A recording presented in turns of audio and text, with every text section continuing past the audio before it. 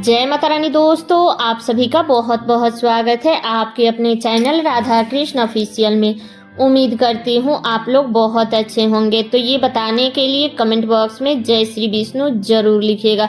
तो चलिए दोस्तों, आज हम इस वीडियो में जानेंगे कि साल 2024 में मार्गशीर्ष मास के यानी कि अगहन मास के शुक्ल पक्ष की मोक्षदा एकादशी कब है, एकादशी तिथि कब से शुरू हो रही है, कब समाप्त हो रही है, पूजा विधि क्या होगा, पारण का शुभ मुहूर्त क्या होगा और तुलसी जी में उस दिन हमें जल डालना है या नहीं डालना है।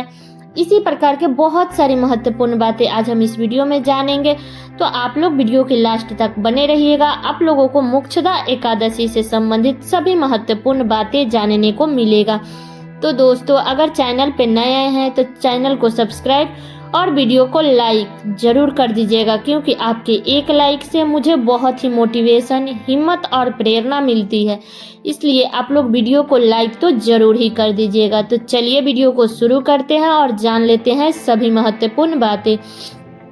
तो सबसे पहले बता दूं दोस्तों कि मोक्षदा एकादशी, तो इस एकादशी के नाम से ही पता चलता है ना कि मोक्ष देने वाली ये एकादशी होती है। तो इस एकादशी का व्रत करने से सभी प्रकार के पाप नष्ट हो जाते हैं और अंत में मोक्ष की प्राप्ति होती है। तो बता दो कि इसी एकादशी के दिन महाभारत के युद्ध में कुरुक्षेत्र के मैदान में भगवान श्री कृष्ण ने अर्जुन को गीता का ज्ञान दिए थे। इसीलिए इस दिन को गीता जयंती के रूप में भी मनाई जाती है। अब चलिए जान लेते हैं कि एकादशी तिथि कब से शुरू हो रही है और कब समाप्त हो रही है। तो बता दूं कि एकादशी तिथि शुरू होगा 11 दिसंबर को सुबह में 3:44 पर। दिन है बुधवार। तो सारा दिन एकादशी तिथि रहेगी 11 दिसंबर को और एकादशी तिथि समाप्त होगी 11 दिसंबर को ही मध्य रात्रि में 1:09 पर, यानी कि AM। वो गुरुवार का दिन माना जाएगा। तो मध्य रात्रि में एकादशी तिथि समाप्त हो जाएगी। तो अब की बार जो है ना, वो एक ही दिन का एकादशी तिथि रहेगी, सिर्फ 11 दिसंबर को ही। इसलिए 11 दिसंबर को ही एकादशी का व्रत किया जाएगा और इसी दिन गीता जयंती भी मनाई जाएगी। और एकादशी के दिन राहु काल का जो समय रहेगा वो दोपहर में 12 बजे से लेकर के और 1:30 बजे तक रहेगा।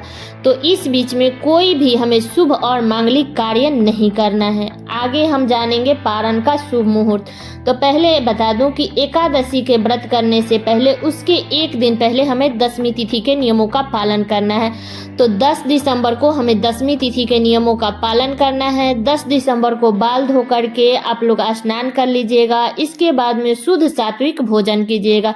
लहसुन, प्याज, मांस, मदिरा, मसूर के दाल, चावल, साग, मूली, गाजर, टमाटर, ये सब प्रकार के चीजों का सेवन हमें नहीं करना है दशमी तिथि के दिन। दशमी तिथि के दिन से ही हमें ब्रह्मचर्य का पालन करना है, ठीक है। तो इन बातों का ध्यान रखिएगा। और बता दूं कि दशमी तिथि के दिन चावल का सेवन नहीं किया जाता है, रोटी खाया जाता है। और बता दूं कि एकादशी के व्रत में सरसों के तेल से बना हुआ या रिफाइंड से बना हुआ सब्जी नहीं खाया जाता है, इसमें घी से बना हुआ सब्जी खाते हैं। फिर हमें एकादशी के दिन अगले दिन यानी 11 दिसंबर को अगर आप एकादशी का व्रत कर रही हैं तो आपको सुबह में जल्दी उठ करके अपने घर की अच्छे से साफ सफाई करके इसके बाद में हमें साफ स्वच्छ वस्त्र धारण करके और भगवान विष्णु की विधि विधान से हमें पूजा करनी चाहिए। भगवान विष्णु के पूजा में हमें ज़्यादा पीले सामग्री जरूर अर्पित करना चाहिए। तो भगवान विष्णु को पीले रंग का वस्त्र धारण कराएं, पीले रंग का पुष्प अर्पित करें, पीले रंग का ही फल का भोग लगाइएगा, पीली मिठाई को भोग जरूर चढ़ा दीजिएगा। और इस दिन गीता जयंती के रूप में भी मनाया जाता है। तो इस दिन गीता का दान भी करना चाहिए।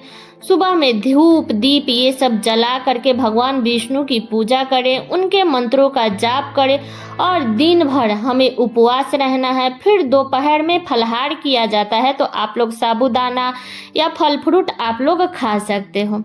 और बता दूं कि भगवान विष्णु को एकादशी के दिन हम लोग तो मतलब ऐसे भी दोनों समय भोग लगाते हैं, लेकिन अगर आप लोग नहीं भी लगाते हैं फिर भी आपको एकादशी के दिन दोनों समय भगवान विष्णु को भोग लगाना चाहिए, उनके मंत्रों का जाप करना चाहिए, उनकी आरती करनी चाहिए।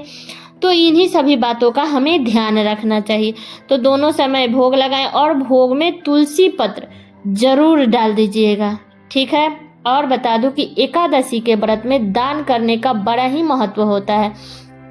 तो अगर आप लोग एकादशी के दिन दान करें हैं तो अन्न का दान ना करें, वस्त्र का दान करें। और बता दूं कि ठंडी का मौसम है तो आप लोग ऊनी वस्त्र का दान कर सकते हैं, चप्पल का दान कर सकते हैं। तो एकादशी के दिन हमें यही सब दान करना चाहिए। द्वादशी के दिन अगर आप दान करें तो पारण करने से पहले आप अन्न का दान कर सकते हैं। तो एकादशी के पारण का जो शुभ मुहूर्त रहेगा वो 12 दिसंबर को दिन है गुरुवार, सुबह में 7:04 से लेकर के और 9:10 तक रहेगा।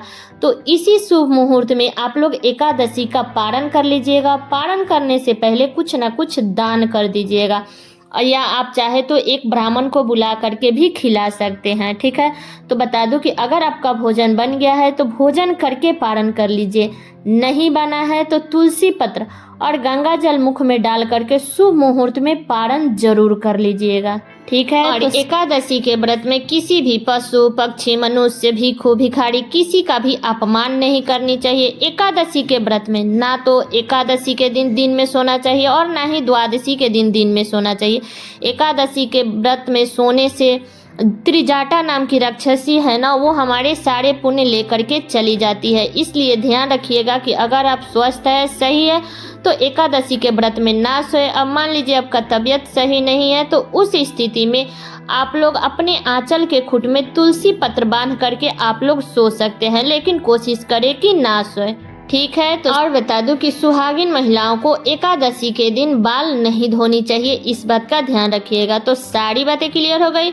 उम्मीद करती हूँ कि आप लोगों के लिए वीडियो बहुत ही उपयोगी होगा। तो ये वीडियो मेरा यहीं तक का था। कैसा लगा ये वीडियो आप लोग कमेंट करके ज़रूर बताइएगा। चैनल पर नए आए हैं तो सब्सक्राइब कर लीजिएगा, बेल आइकन को प्रेस कर दीजिएगा, जिससे मेरे वीडियो का नए नोटिफिकेशन आप सभी के पास में सबसे पहले पहुंचे। और वीडियो को लाइक कर दीजिएगा, क्योंकि आपकी एक लाइक से मुझे बहुत ही मोटिवेशन, हिम्मत और प्रेरणा मिलती है। इसलिए वीडियो को लाइक कर दीजिएगा और वीडियो को शेयर कर दीजिएगा, ताकि हर किसी को मोक्षदा एकादशी से संबंधित संपूर्ण जानकारी प्राप्त हो सके। तो चलिए दोस्तों, मिलती हूँ किसी और वीडियो में, किसी नए वीडियो के साथ में। तब तक के लिए नमस्कार।